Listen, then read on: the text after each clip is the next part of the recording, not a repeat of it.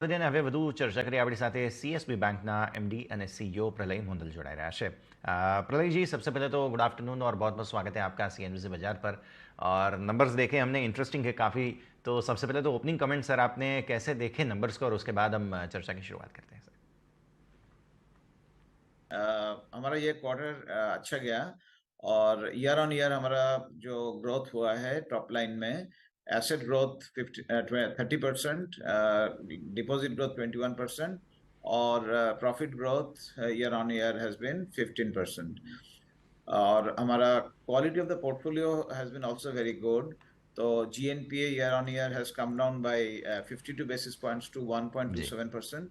Or net NPA has come down by 3 basis points to 32 basis points, which is at a very good level at this point of time.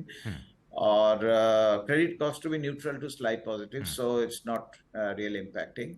But ठीक है sir. bigger अब story. पर मैं ये चीज़ समझना चाह रहा था कि ये जो स्लिपेजेस हैं हमने देखा है इस बार यहाँ पे जो परिवर्तन हुआ, और एनपीएस पर्टिकुलरली इन लाइन चल रहे हैं, क्या एक्सपेक्टेशन आपके रहेंगे यहाँ से आगे जाते वक्त? और जैसे हमने एनपीएस को देखा है दूसरी सब जो कंपनी वगैरह है वहाँ पे, आपके स्लिपेजेस में पर्टिकुलरली थोड़ा सा ड्रॉप देखने मिला है सर। पॉइंट ये है कि आप 32 बेसिस पॉइंट्स का नेट एनपीए है, क्रेडिट कॉस्ट क्लोज टू 0 है और ग्रॉस एनपीए 1.27% जो है, इसको मेंटेन भी कर लेंगे हम लोग। तो क्योंकि ये across the industry one of the best ratios है on NPA slippages and credit cost, तो इसको मेंटेन हम लोग कर लेंगे। तो overall it will be good for the PNL.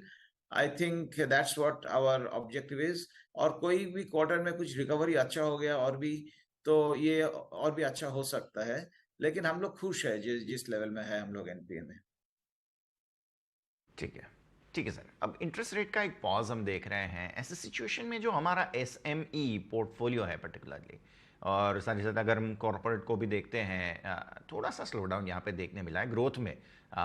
इसको कैसे देख रहे हैं और कैसे इसके ऊपर स्ट्रैटेजी रहेगी आपकी? देखिए, हम लोग एसएमई में क्या किया, जो ग्रोथ हम लोग लास्ट 2 क्वार्टर में ही चालू किया। हम लोग रेडी है ग्रोथ के लिए, लेकिन उसके पहले जो प्राइसिंग ऑफ रिस्क था मार्केट में 3rd क्वार्टर तक लास्ट ईयर, हम लोग उसी में पार्टिसिपेट उतना ज्यादा नहीं किया। अभी pricing of the risk, because हम लोग बड़ा रिस्क अवर्स है, तो उसी का हिसाब से अभी हम लोग देख रहे हैं जो प्राइसिंग जो रिस्क होता है उसके हिसाब से हम लोग बढ़ सकता है। तो एसएमई क्वार्टर ऑन क्वार्टर अच्छा कर रहा है और भी अच्छा होगा।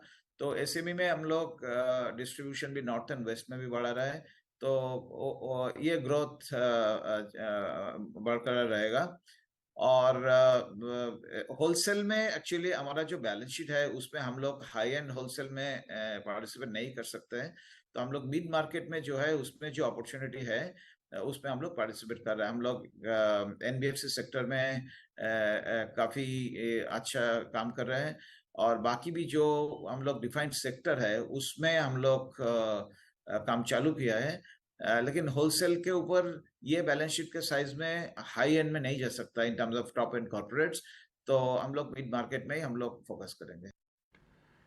ठीक है सर। एक मुद्दा जो लिक्विडिटी को लेकर गवर्नर साहब ने भी काफ़ी ज़्यादा उसके ऊपर कमेंट्स किए हैं, आपके भी हम देख रहे हैं कि डिपॉजिट्स थोड़े से स्लो होते हुए तिमाही के हिसाब से नज़र आ रहे हैं।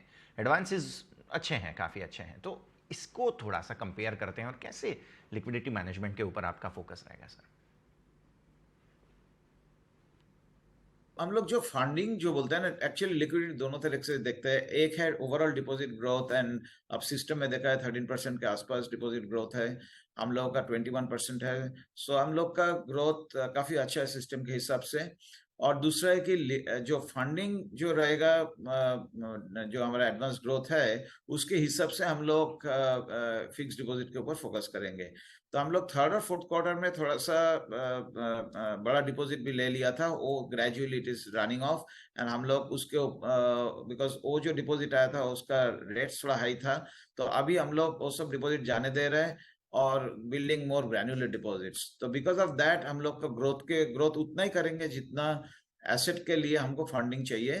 पैरेलली हम लोग कैसा फ्रेंचाइज बना रहा है, वही हमारा लॉन्ग टर्म स्टोरी है कि कस्टमर्स बढ़ाए, कासा बढ़ा है, ग्रैन्युलर डिपॉजिट्स बढ़ा है, और उसी के हिसाब से हम लोग का रिटेल एसेट्स और एसएमई ओ बिजनेस भी बढ़ेगा, क्योंकि current account customers SME customer होता है, retail customers will help us in fees and retail asset businesses.